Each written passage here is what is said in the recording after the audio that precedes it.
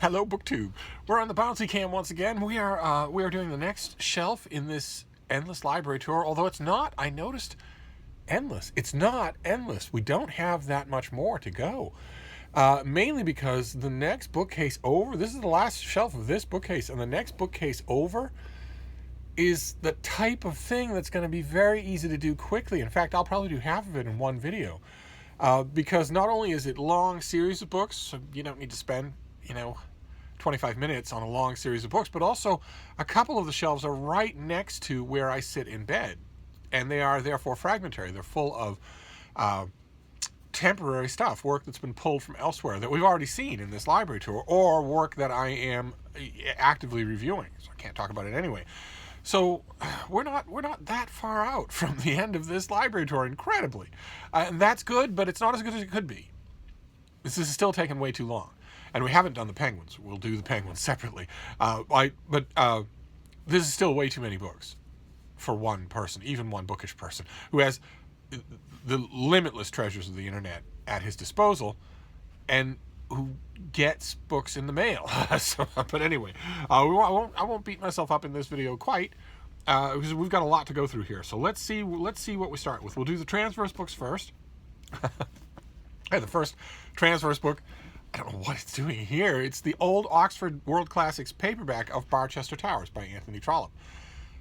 This is a great comic novel, a fantastic entry in the Barchester series. I love it, absolutely love it. I love it, I hate to say, more than the new Oxford trade paperback edition of this particular book. The book is still the same, of course, and you don't need any kind of introduction or notes to love it.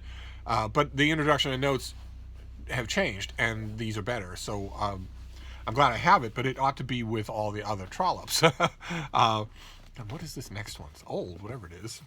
Oh boy. Okay. Fantastic. All right. This is Hayden Pearson, who is he wrote a book.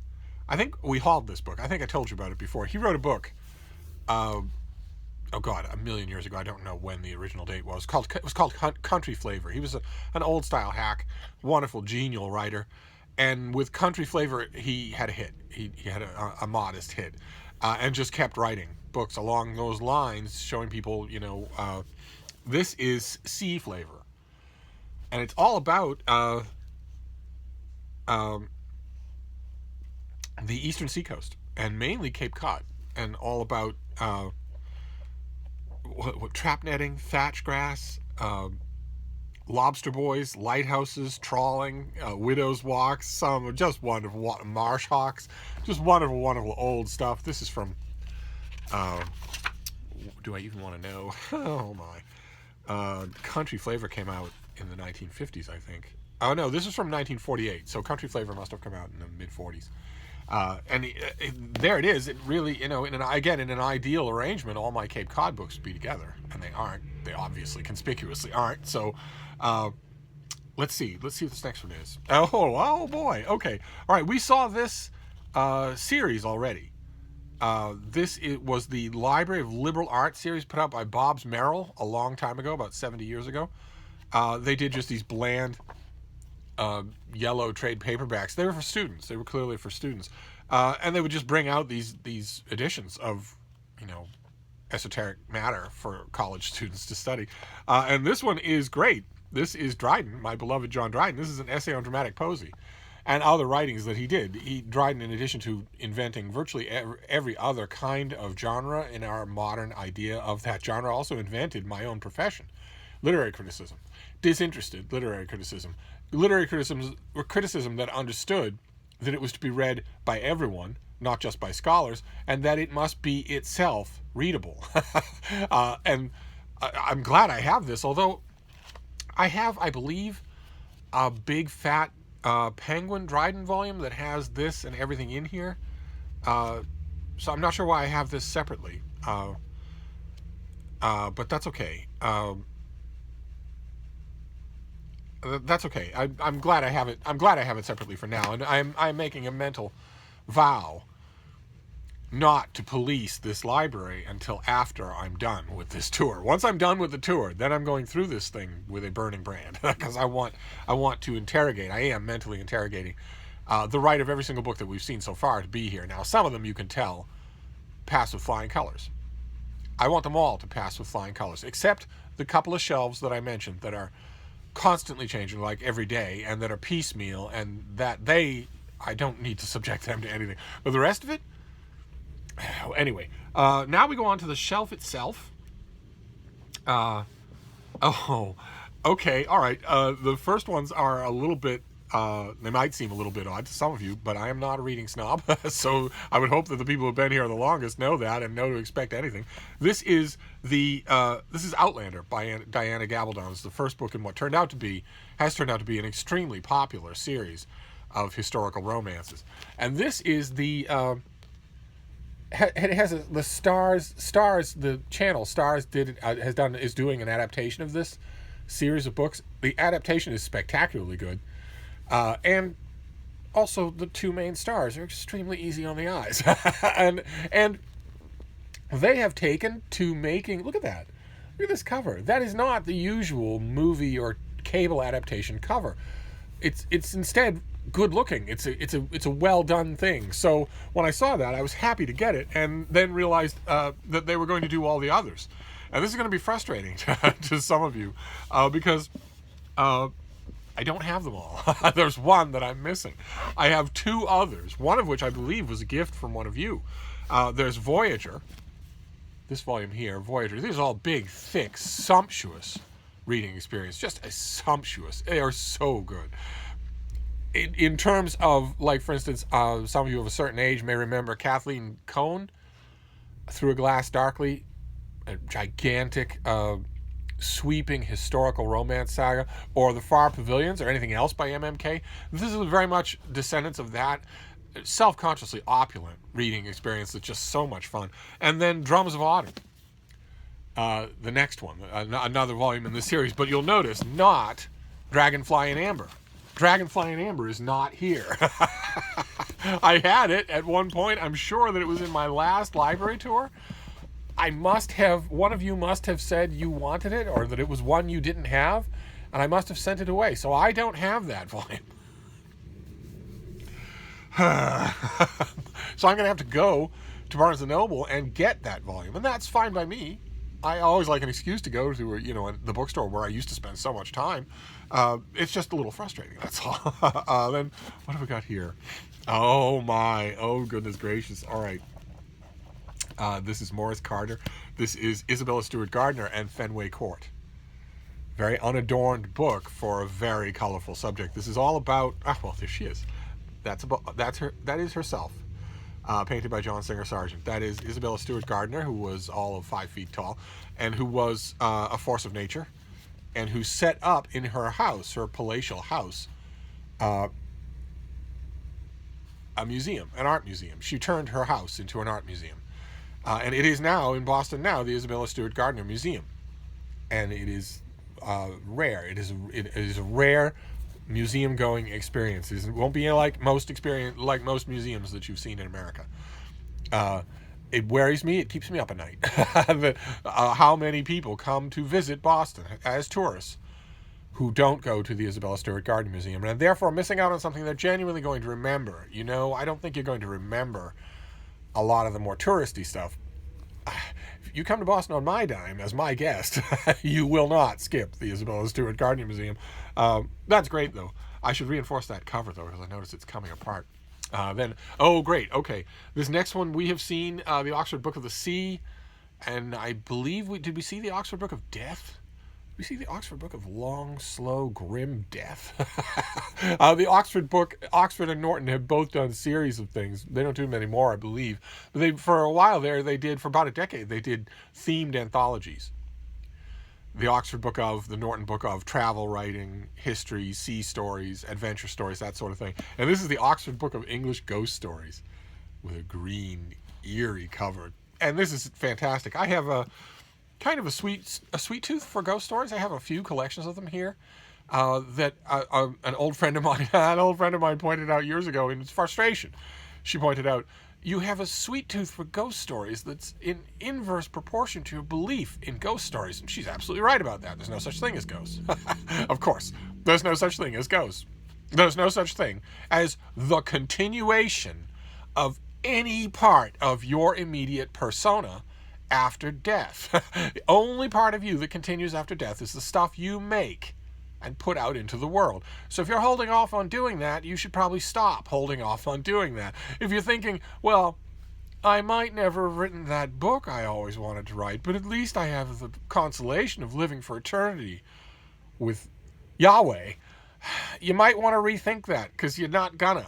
Any more than a squirrel burst open on the side of the road is going to live for eternal forever with his great squirrel god. All of it is nonsense, so you might as well make something now, because you're not. Well, how did I get... Oh, right. Sorry, it's all right. Ghost stories. There's no such thing as ghosts. So let's carry on now that we've got that covered. Oh, boy. Okay. All right, this is Jared Yates Sexton. This is from, I think, a year ago, or maybe 2017. Goodness gracious. I got this from the publisher. I do not have a pub sheet in it. This is The People Are Going to Rise Like Waters Upon Your Shore. And this is the story of him and the Trump campaign and the looming Trump presidency. And it is a raging book, and beautifully done. Incredibly smart. I don't know how prescient it is, but I loved it. I loved it with a passion for the books of that year. In fact, I think it made my year-end list.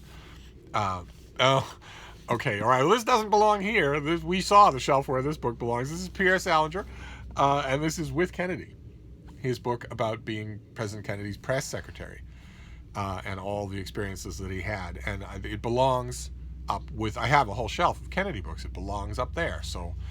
I will set it aside, and I will try to remember to put it up there. So at least, I mean, there isn't much organization in this room, but at least that shelf is organized, so I should keep it so. Then let's see what's in. Oh, great. Okay, fantastic. All right, we might be looking at a pattern here. This is June of 2018. I think The People Are Going to Rise is also from 2018.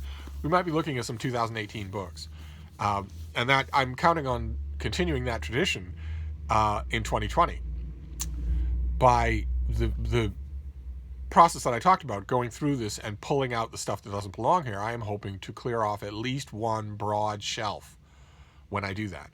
And that broad shelf is going to be filled with 2019 books. So we're going to see the same pattern is when I do a library tour in a couple of years. The same pattern will be repeated, where you see books that came to me in this year, and they're just so good they're coming in this room. And this is one of those. This is Nick Pians's Spying on Whales. From 2018, where he talks about everything that we can know about these amazing, complex, intelligent, sentient beings whose lives we barely can observe. We can barely observe we see a tiny fraction of their world. Most of what they experience, most of when they experience it, we don't see. So hence the title, Spying on Whales. All right. This next one is Marty Crump. I bet this is 2018. I bet that's what we're going to see here. Is that right? Yes, 2018. This is A Year with Nature, an almanac, which is illustrated, and is very, very good. I thought when I first got it that I knew what it was going to be like. I thought it was going to be just A Year with Nature, March, April, May. But there's a lot more to this book than that. There's a lot more heart. The author's a fantastic observer. It was a definite keeper. Oh, okay, great. All right, this is Will Self. I'm hoping yes. Okay, this is Will Self. This is Phone, a novel of his. This is the trade paperback because I'm blurbed in it. I thought that it was really impressive, although it's extremely hard to read. It's extremely experimental, I guess would be the catch-all word. But I was impressed by it, and the New Statesman is blurbed on the cover, but there's the Financial Times, the Daily Telegraph, the Daily Mail, the Times Literary Supplement, Christian Lorenzen, the Guardian, and also yours truly. So that's what this is doing here. Let's see here. Let's put this over there as we try to organize as we go along. That's probably doomed. Oh, goodness gracious. All right, this is Michael Capuzzo. This is Close to Shore. The paperback has a fin. right here, because this is the story of the New Jersey shark attacks from a century ago during World War I, in which one person after another was picked off, probably by a bull shark, because there was actually an eyewitness who was on a bridge over Matawan Creek. The bridge was over the outlet of Matawan Creek, and there was an eyewitness who was standing on that bridge and saw a sizable shark swim up from the ocean underneath the bridge and up the river. And bull sharks can do that.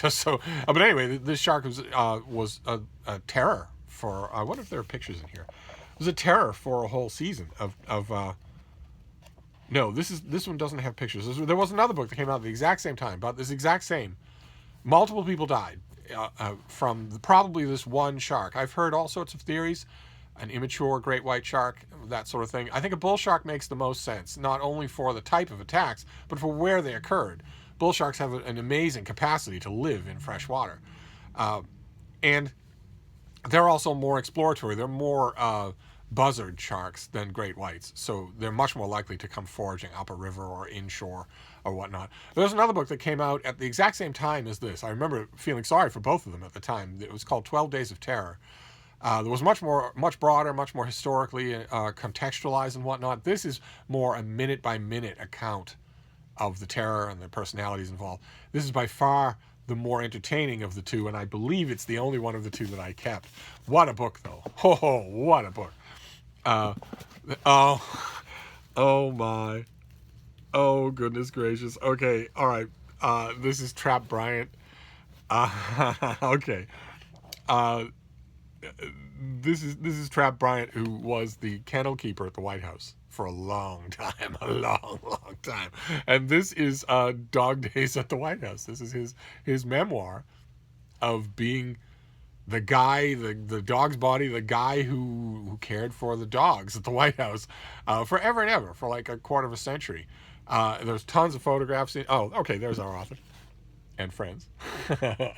And there's tons of photographs, there's tons of anecdotes, and of course you go to a book, most people go to a book like this for anecdotes about the human owners of these dogs. I'm probably the only person who went to the book reading to read about the dogs. And there are, you see, I want to say photoshopped. Of course this was done a long time before Photoshop existed, 1975. Nevertheless, the cover is what we would now call photoshopped, because that is not Lyndon Johnson on the lawn of the White House with his dog. that is from a famous photograph in the Oval Office, and then that it's been superimposed on the lawn of the White House. That the famous photograph actually has two beagles in it, not one. And it's a human moment with Johnson. It's a human moment with him. His beagles made him ecstatically happy, and they made him, and he made them ecstatically happy. That's not always easy to do. So I'm glad that the author insisted that this go on the cover. It's a White House thing, a Washington thing. Really, ideally, all of those books should be together as well. There would be a whole shelf easily of those things. Oh wow, okay. All right, this next one is a masterpiece. Is this also from 2018? I'm grudgingly calling it a masterpiece, even though I don't like, December 2017. Even though I don't like the central figure at all. I hate the central figure. This is the Landmark Julius Caesar. And it is everything that was written under Julius Caesar's name in new translations with brand new annotations and a ton of ancillary essays that are incredible. A book of just those essays on their own would be worth the price that was charged for this. But this also has all of Caesar's work, plus maps and notes and variants. It's amazing. It's an amazing, amazing production. This was one of the latest in the Landmark series. There's been Landmark Xenophon, the Landmark Thucydides, the Landmark Herodotus. They're all amazing productions, but somehow or other, this one struck me. And I was opining about that to a friend of mine. He said, well, yeah, it struck you. It's Roman. I don't know if that's true. It certainly isn't because of Julius Caesar. Oh, sometime, book two, when we have the time. I could tell you stories about Julius Caesar. Not his biggest fan, by a wide shot. Oh, good. Okay. All right, this next one is what is the date on this one? 2018. This is Twitter bots. Making machines that make meaning. This is all about bots, all about what they are, how advanced they are, how you can hurt their feelings. I thought this was just fantastic, just fantastic. Oh, okay, all right. This next one is controversial, more than a little controversial. Wow, I stuffed it full of reviews. I wonder if I put my own review in here, because I reviewed this. Did I put my own review in here? Yes, I did. Okay. Okay, so that's kind of weird in a way, but you get used to that when you're a book reviewer. Because I have Jonathan Latham, Charlie Savage. I have a whole bunch of who is this one? Jessica Bruder. I have a whole bunch of reviews put in here, and my own is among them, and that's a great feeling. And it's a controversial book. This is Edward J. Epstein's How America Lost Its Secrets, which is about Edward Snowden. And the author takes an extremely censorious, dim view of Snowden and what he did, and how he talked about what he did, and whether or not he lied, whether or not he's a traitor. I found it utterly fascinating. Just an utterly fascinating book. Don't think I've ever seen it in paperback. I don't think I've ever seen Twitter bots or A Year with Nature or The People Shall Rise Up or Spying on Whales. I don't think I've ever seen any of these as paperbacks. But no matter where you stand on Edward Snowden, I'm imagining that you consider him a hero. How America Lost Its Secrets is something you really ought to read. And there you go. That is it. That is this next shelf. I almost feel, we're at 21 minutes. I almost feel like doing a couple of miscellaneous shelves because we are close to the end. But maybe I'll save that until tomorrow. Tomorrow, I think we can get a lot done tomorrow, and just be that much closer to being finished. Okay, so great. I'm going to wrap this up. I've got a couple more bookish things to talk to you about, but I'll be back. Thank you, BookTube.